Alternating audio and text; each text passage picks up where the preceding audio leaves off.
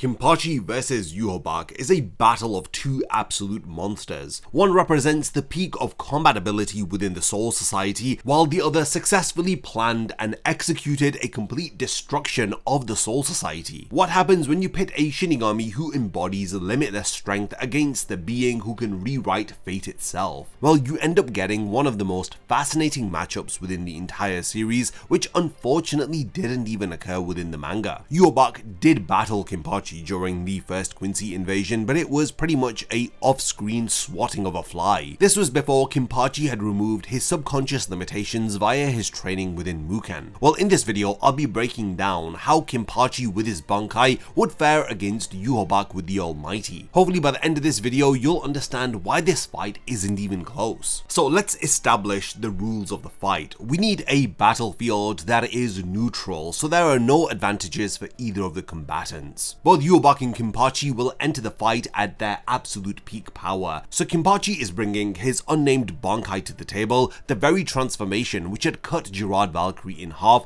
and had threatened to tear apart his own body. And the version of Yhwach who will be partaking in the fight will arrive as the Soul-King-absorbed version with the Almighty fully activated, granting him the power of future sight and the ability to manipulate causality. The win conditions for the battle are death or complete incapacitation, and neither of them have any prep time. We'll purely be focusing on how they would fare in a one-on-one battle situation. We'll now go over each of the characters, beginning with Kenpachi Zaraki. He embodies everything terrifying about the Gotei 13, concentrated into a single warrior. As the captain of the 11th Division, which is centered around combat, he had risen up to these ranks from the 80th lawless district of Rukongai called Zaraki. Without any formal training, he ended up becoming one of Yhwach's 5 special war powers. These were individuals that the Vandenreich had identified as threats capable of altering the war's outcome. Kenpachi has several impressive feats within the series. During his death training with Retsu Unohana, he repeatedly died and was revived, shedding the subconscious limitations that he'd placed upon himself ever since his childhood. Each resurrection made him exponentially stronger. Against the visionary Gremmy, he demolished a meteor larger than the Vandenreich citadel, and he had achieved this with just a single swing of his Shikai. When facing Gerard Valkyrie's Volstanic form, his unnamed Bankai activated and it completely cut in half the giant Quincy, but because of the raw power of his Bankai, he also suffered some collateral damage with his arm being torn apart with the power.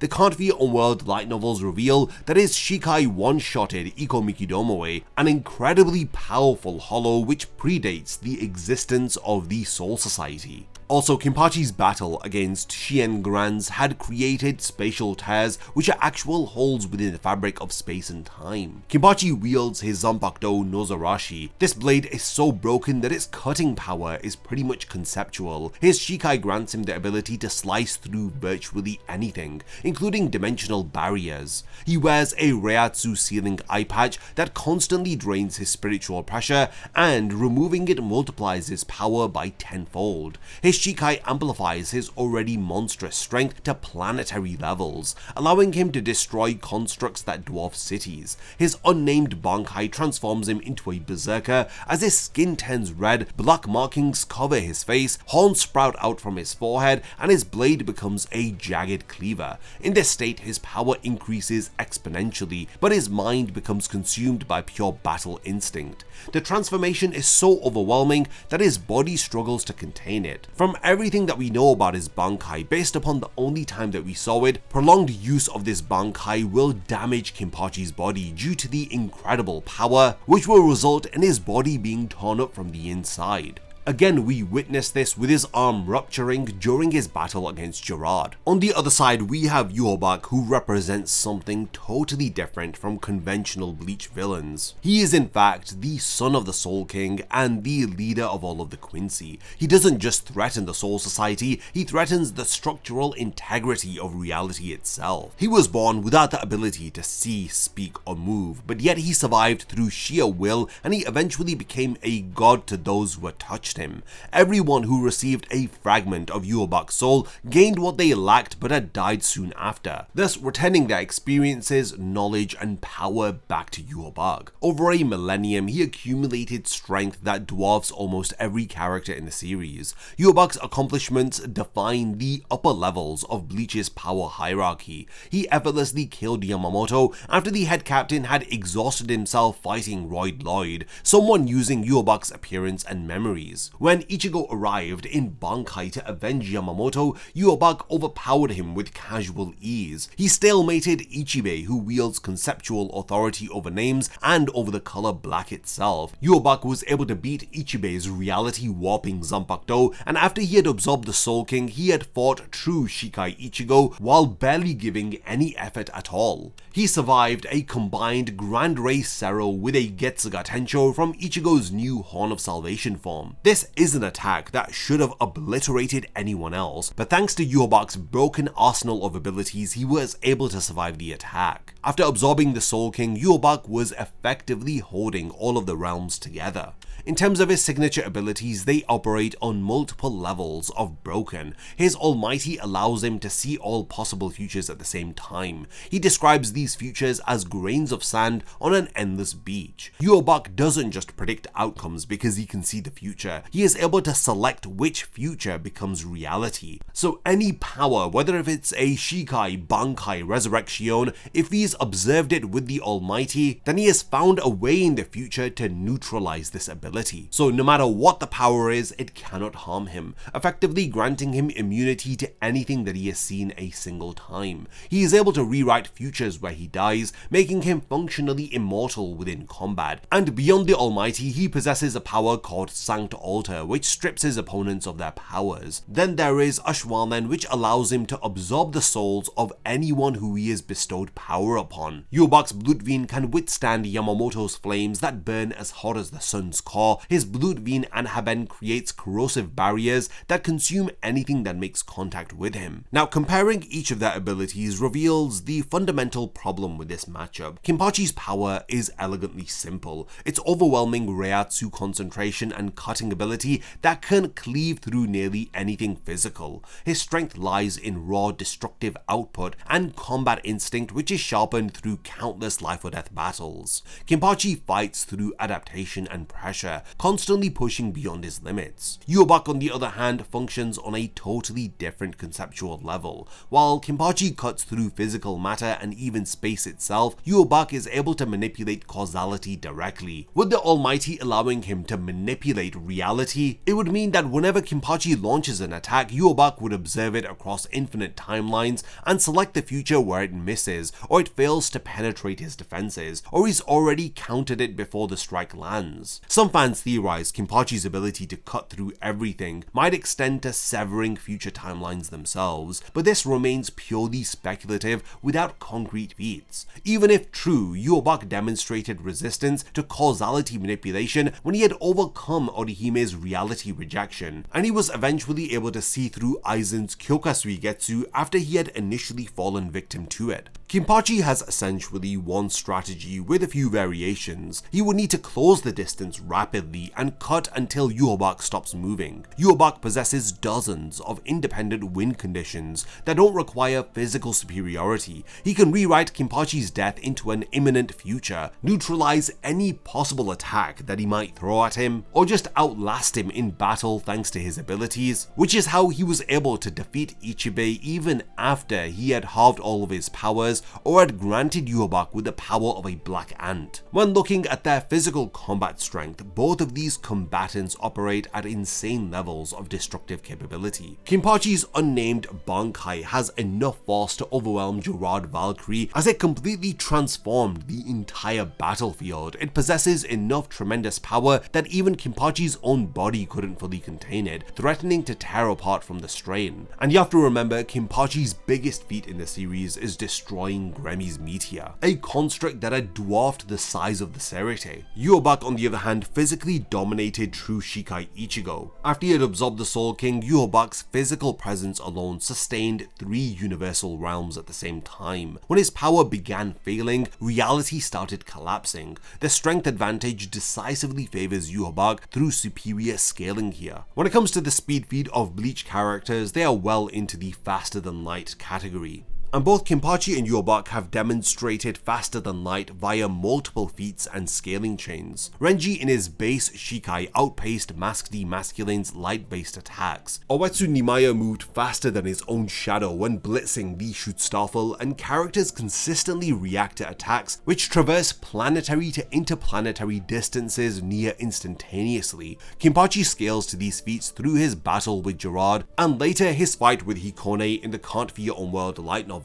His Shumpo technique was refined after training with Unohana, allowing him to cross vast distances of Vaharvelt, as we see him appear behind Gerard before the Quincy could even react. On the other hand, we have Yhwach, who had kept pace with true Shikai Ichigo and his Soul-King-absorbed form, which had fought Horn of Salvation Ichigo, someone who represents an even higher speed tier than what Kenpachi has demonstrated. Yhwach's darkness manipulation moves at nearly 5 times the speed of light based upon the distance and time frame that we see. More critically, with the Almighty active, conventional speed becomes almost meaningless, as he sees every attack before it launches across all possible futures, making evasion or countering trivial regardless of the opponent's velocity. Yhwach holds the clear advantage here. While Kenpachi might seem like a reckless berserker, he actually has quite a bit of technical skill. While in Muken, he fought against Unohana, who has mastery over 8,000 different sword styles. Through their death training, he eventually surpassed her through pure combat evolution. His instincts are so refined that when Tozen's Bankai removed all of his senses except for touch, he learned to dodge attacks at the moment of contact. He adapted to fight effectively while essentially being blind, deaf, and unable to smell or taste. He defeats opponents through pattern recognition,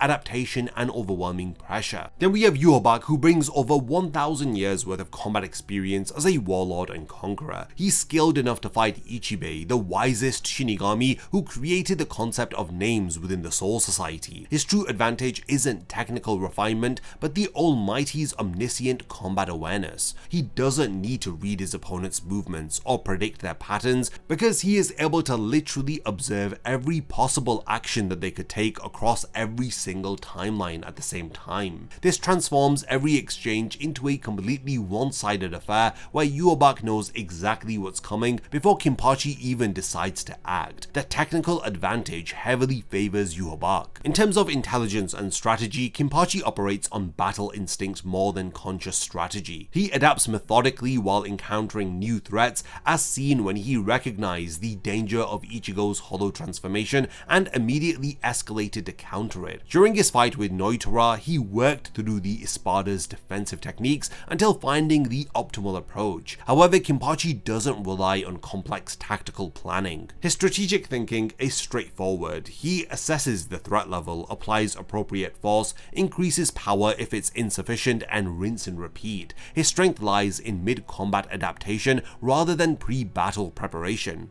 Then there's Yhwach, who demonstrates genius-level strategic intelligence. He secretly built the Vandenreich over centuries without alerting the Soul Society. He conquered Hueco Mundo by personally defeating Tia Haribel, and he orchestrated a two-phase invasion which had completely destroyed the Soul Society and the Gote 13's defensive structure. He planned his assault for over 1,000 years, and this is why he was successful in even destroying the Royal Palace and taking over the Soul King. Again, the Almighty reinforces his already formidable intelligence by allowing him to observe the outcomes of every strategic choice at the same time. The intelligence gap clearly favors Yhwach. Then we have the durability and stamina stats. Kenpachi's durability is at insane levels even before considering his Zanpakuto releases. He's tanked building destroying attacks, fought with fist-sized holes through his chest, continued combat after being impaled multiple times, and casually ripped off his own arm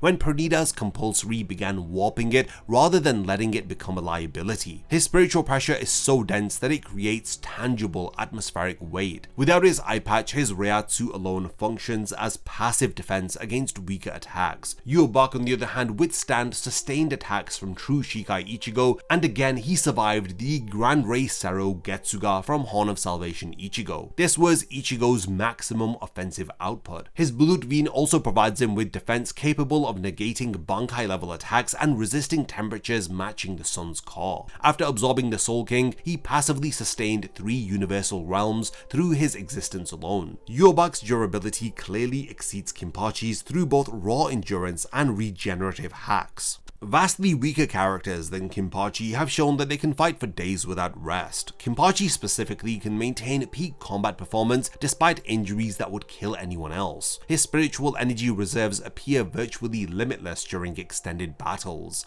However, his unnamed Bankai has a critical weakness. There is a time limit with it. His body cannot indefinitely contain the tremendous power that it unleashes. Prolonged use causes his physical form to tear apart, as demonstrated when his arm began exploding during his fight with Gerard. Yachuru warned him about releasing too much power, indicating that there are still clear limitations. Yhwach fought continuously throughout the final arc's assault without showing meaningful fatigue, and he fought against opponents like Ichibe, Yamamoto, and Ichigo. After becoming the Soul King, he could theoretically sustain the Bleach cosmology for hundreds of thousands of years based upon the Soul King's known lifespan. His stamina is functionally limitless at peak power, and the endurance advantage definitely favors Yhwach. Let's examine each of their ultimate abilities. Kenpachi's ultimate ability is definitely his unnamed Bankai. This is the peak of his power. The activation of this Bankai releases a massive wave of energy. He undergoes a complete physical transformation, with his skin turning red with black markings on his face and horns emerging from his forehead. He has this demonic appearance.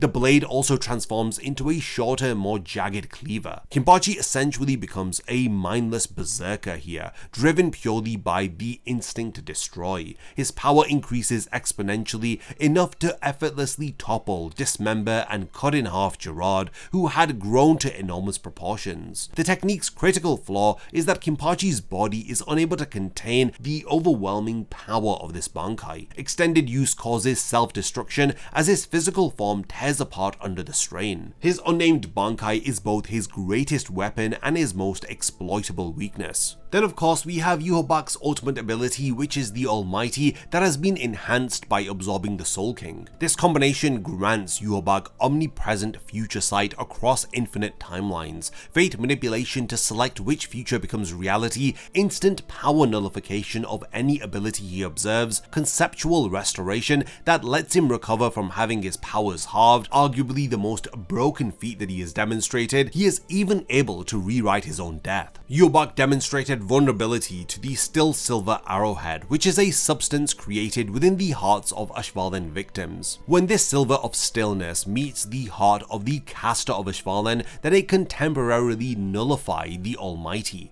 Uryu exploited this within the manga, but without that specific counter, no known weakness exists to the Almighty. So let's imagine what would happen if these ultimate abilities collide. Kenpachi activates his Bankai, he becomes a berserk engine of destruction, charging forward with planet-shattering force. Yhwach observes this approach across infinite timeline branches through the Almighty, examining every possible variation of Kenpachi's assault, and he selects a future where Kenpachi's attack fails, or perhaps one where Kenpachi's trajectory is slightly off, or a timeline where Yhwach has already repositioned before Kenpachi's strike lands. If through sheer speed and ferocity Kenpachi somehow connects with a devastating blow, Yhwach simply chooses a future where that damage never occurred, effectively erasing the injury from reality. Yhwach can observe the futures where Kenpachi's Bankai tears his body apart, and he deliberately can select timelines that accelerate this self-destruction. Kenpachi's time limit transforms from a manageable weakness into a guaranteed defeat condition against an opponent who can manipulate when that limit gets reached. So the clash of ultimate abilities favors Yhwach.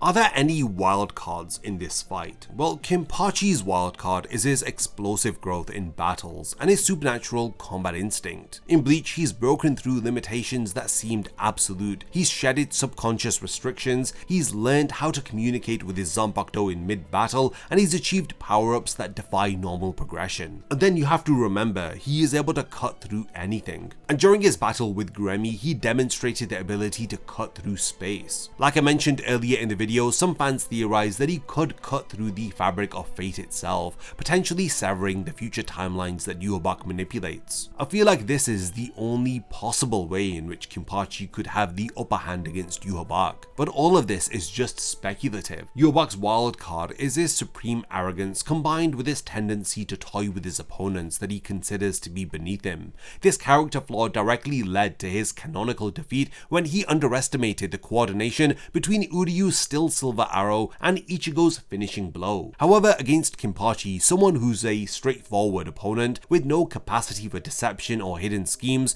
Yhwach might actually take the fight seriously from the start, eliminating his primary weakness. So in terms of the final verdict, we have a decisive winner, and it is Yhwach. In most scenarios, this fight plays out as a tragic mismatch. Kenpachi activates his Bankai, he transforms into that red demon of destruction. He closes the distance with frightening speed, swinging his cleaver with enough force to split continents, but Yhwach stands motionless, observing infinite variations of this attack across all possible futures. He selects the timeline where Kenpachi's strike misses by a millimeter. Kenpachi attacks again with Berserker Fury. Yhwach again chooses the future where he's already repositioned behind Kenpachi before the attack launches. The battle follows this pattern. Yhwach casually rewrites anything that Kenpachi does until the point where Yhwach eventually defeats him. Or Kenpachi gets so frustrated where he keeps assaulting Yhwach with his Bankai that it ends up rupturing his own body and it causes his own self-destruction. I did ask all of you in a community poll who would win in a 1 versus 1 fight between Kenpachi with his post-Muken training